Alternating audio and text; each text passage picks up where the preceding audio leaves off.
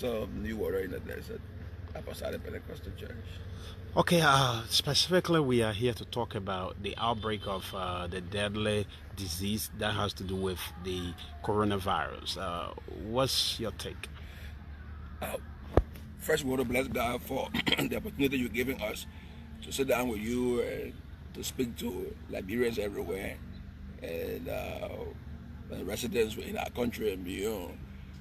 I want everyone to know that our concern for what is happening in the world is growing, uh, and that we are stepping up our efforts in promoting the awareness against the coronavirus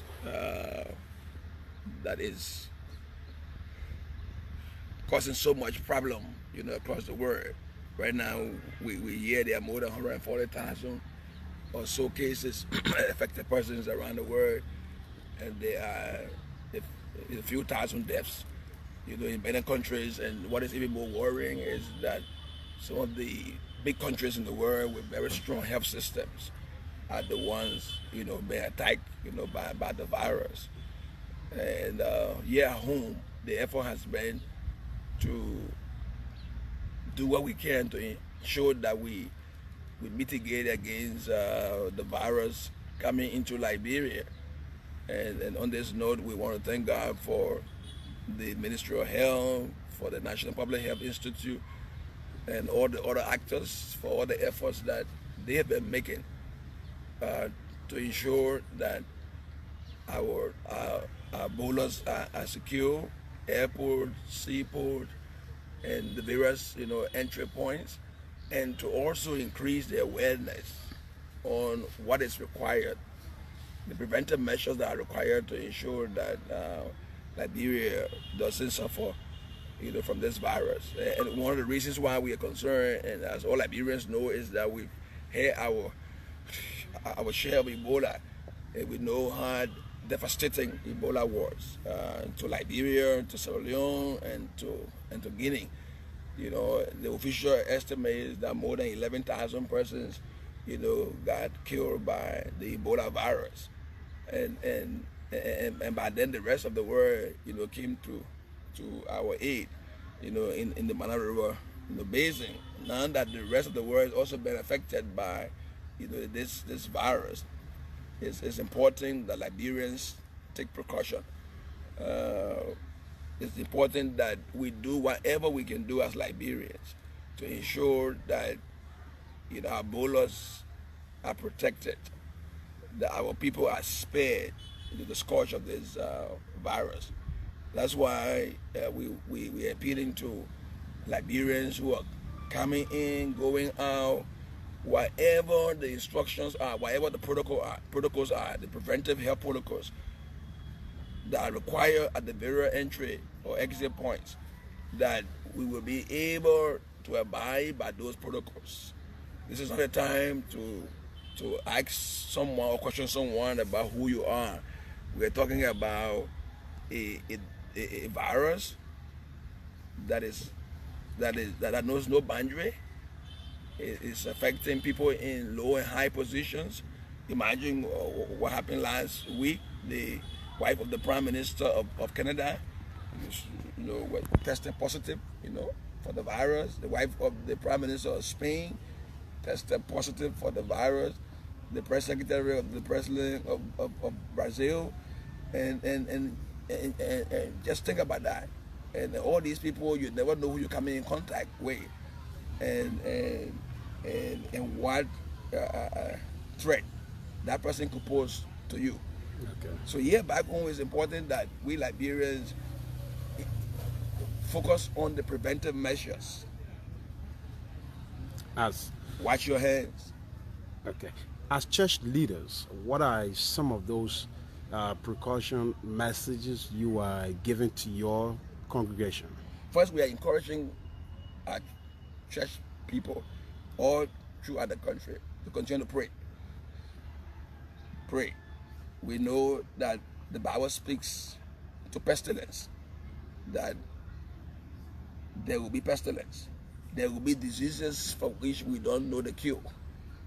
And this is one of those incidents or instances where we don't know the cure for this virus. It crops up, and we are told that in China, in one region, people begin to see this new virus and begin to wonder, and then start to report it. So nobody knows the cure for this virus.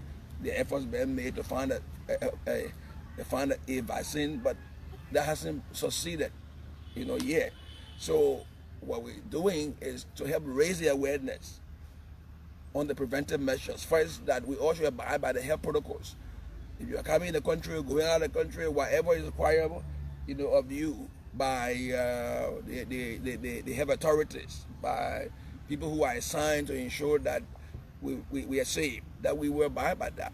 And two, we're encouraging our people to continue to pray. One, two, to take some physical steps to ensure that we are raising the awareness. For example, can we place a bucket before our church? Put a bucket before the church, with the sanitized water.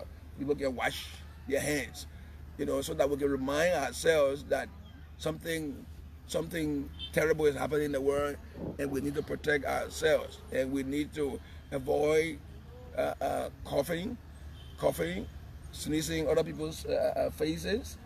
We need to ensure that when we move around, that we're not shaking hands.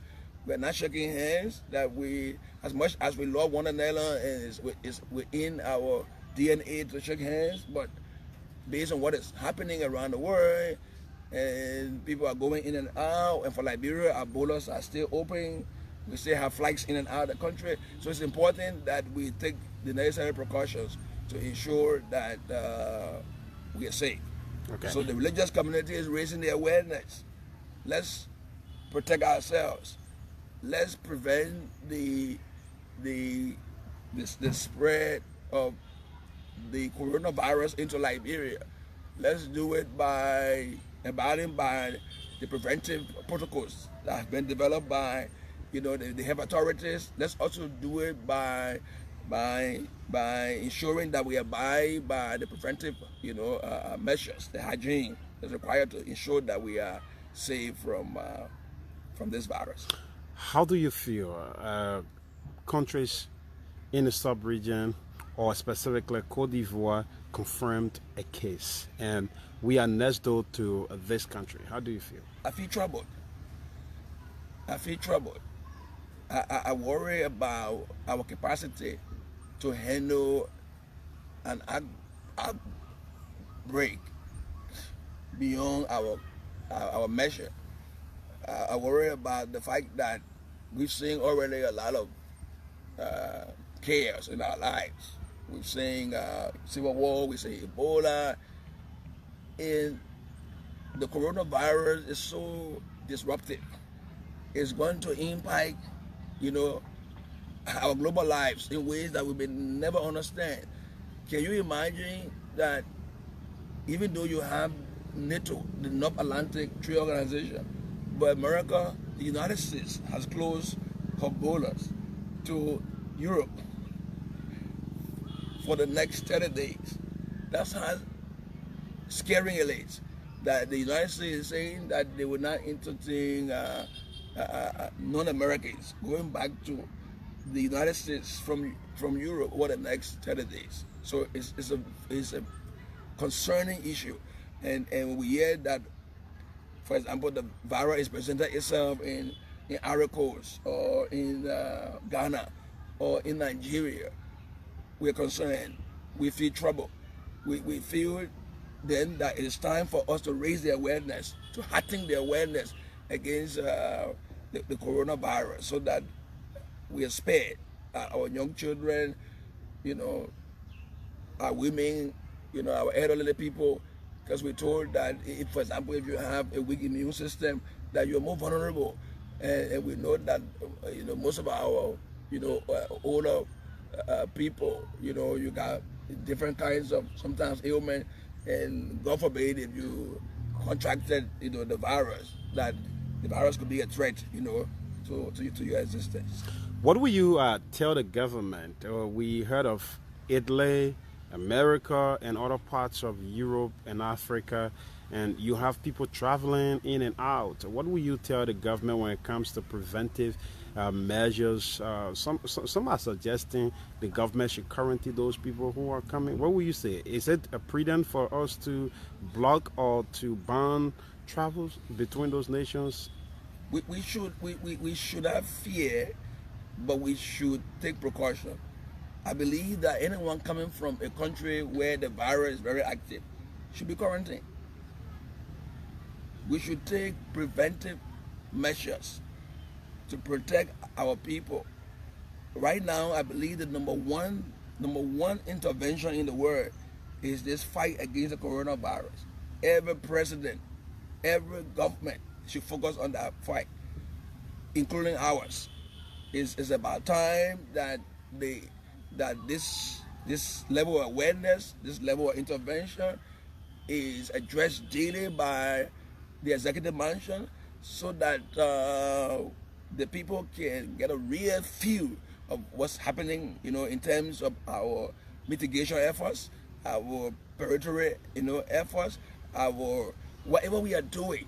In other words, to ensure that the virus doesn't come to Liberia. So I think that there are many countries, even in Africa, that are suspending flights to countries that that have high incident of the virus. I think Liberia can't be any different. We should put public safety first and foremost. We should know and we should understand and emphasize that if we are healthy, a healthy people is a healthy nation. If we are not healthy, then of course it's difficult for us to be productive. So yes, I think that we should take precautionary measures. We should take actions. We should do some things that will help us to prevent this virus from invading our land. You're talking about this. You're talking about the executive mansion. Is it that you want the president to make a public statement on this virus, calling on his people? That would be helpful. The president of Liberia making a formal statement on or address on the virus will be helpful, and it will show to the world that Liberia also is taking the fight against the coronavirus seriously. I think that anything that we can do to ensure that the fight against the coronavirus is strengthening, I think we should do it. We should do it today. We should do it tomorrow. We shouldn't take anything for granted. We have some experience from Ebola. We know that it was the collective resolve of Liberians that drove away Ebola from Liberia, and we need that level of leadership also again by all Liberians. This is not a political issue. I think that all leaders of political party should come forth, say something to their followers. We all should get involved with this. This is a Liberia fight. This is not a government fight. It's all Liberians. All of us are threatened by this virus that is invading even very strong countries. So all Liberians, whether you are in government, you are outside government, you are in political party or other political party, wherever wherever God may have placed you, all of us should join the fight. All of us in our own small way, like we did doing Ebola. We knew no class, we knew no political party, we knew no denomination or religion. We came together as one force to be able to defeat Ebola. So we should do even now. We should come together, led by our national leaders, and there should be no sides to this. There should be no drawback to this. We all should be, rallied or muster to stand up to the challenge that is before us, and we can do it. We've done it before. Liberians done it before, and we can do it. What we need is the collective resolve, and because it's about our existence as a people. We talk about, gathering. I'm told it's one of the means people get this coronavirus, and we've been seeing political parties having gatherings around here, and churches are still crowded. What's your take on that? I think we should take some precaution. For example, we're encouraging churches, put your bucket before the church door. When people come to the church, let them wash their hands. Let them avoid shaking hands. Let's not say, oh, that virus is not here. No. Whatever we can do. You saw what happened last week in the United States.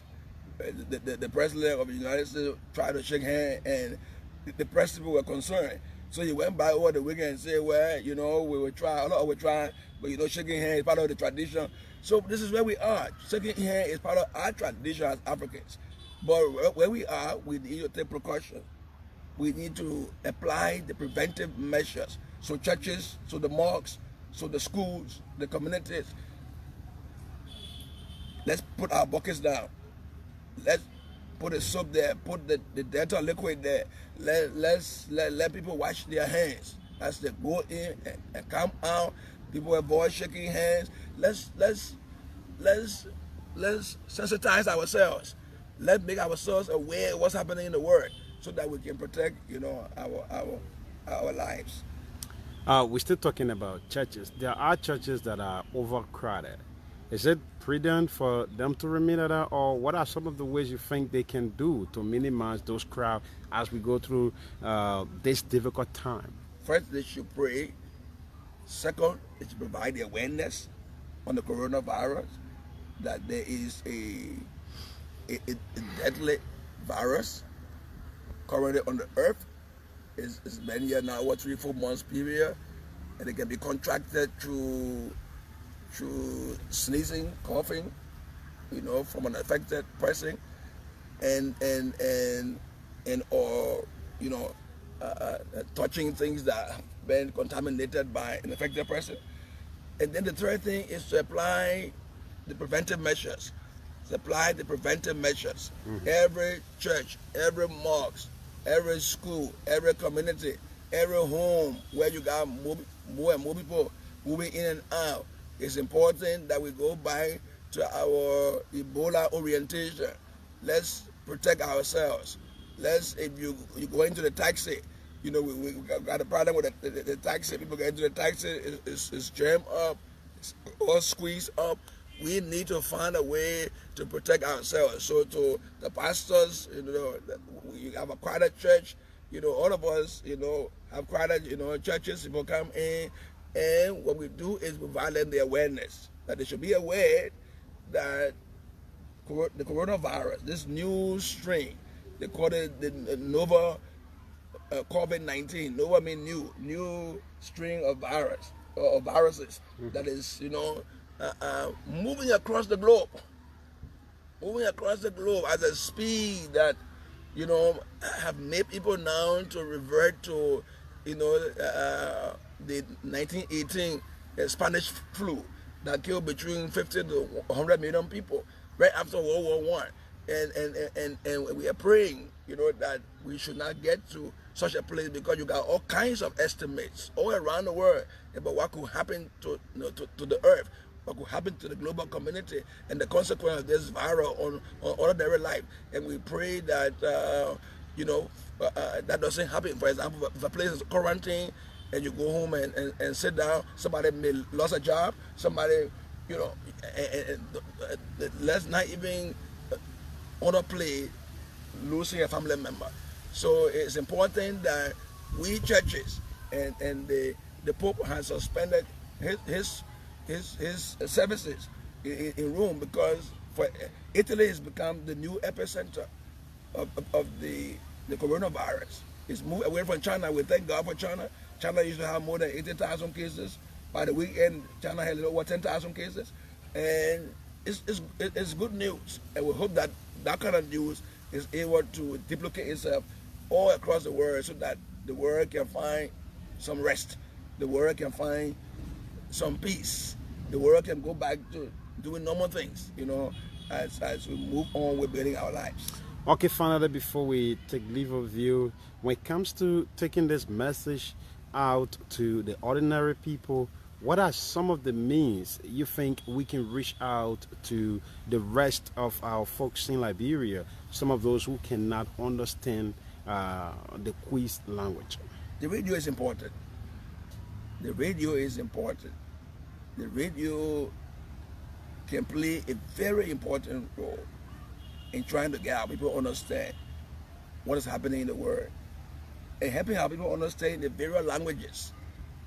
We have 16 major languages in Liberia, and our people listen to the radio all across the country. I think we should use the radio. People have started to use the radio, and we commend them. And we're hoping that more and more, and we should speak through the radio. You know, we are working on a program for church leaders to speak to their members through the radio across the country, so and to encourage them, have them understand where we are and what preventive, you know, actions are required to ensure that this virus doesn't come to Liberia. And what we all can do, we all have families across Liberia, and you may be connected by phone, and it's good to reach out and speak to your family and help them understand what's happening, you know, across the world. Let them understand that, you know, there's a vaccine. Nobody right now, nobody in Liberia, coronavirus is not in Liberia, and nobody is sick from this virus in Liberia.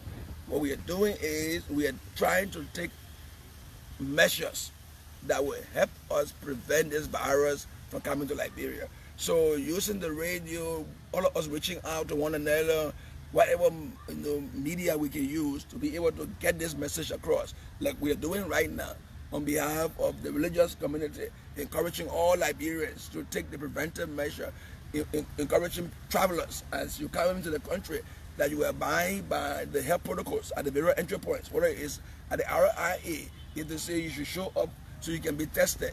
You should be tested. The White House over the weekend, you know, instructed that all the reporters who are coming closer to the president and the vice president be tested. Those are safety measures. So whatever safety measures we can apply in Liberia to ensure that the virus doesn't come our way, I think we should do it. Okay, thank you very much, Bishop. We hope to talk to you again. Thank you for coming, and we appreciate, and we want to encourage the press. You have a major role to play in ensuring that people get the message on the virus, and we encourage you to please do the best you can, because you are also saving yourself and your own people. We want to again congratulate the Ministry of Health and the National Public Health Institute for all the efforts that they are making, and all our partners, whether it's the UN and the rest of the partners who are making contributions, you know, and ailing the efforts. We're hoping that we all can continue to work together to ensure that coronavirus doesn't make an entry into Liberia, and that the rest of the world also is safe from the virus. Like the WHO Director General said when he declared the coronavirus as a pandemic, that we all now must act together to limit the spread of this virus. And I think that's where we are. We all must act together to limit the spread of this virus. Thank you, and God bless you, and let's continue to pray for our country.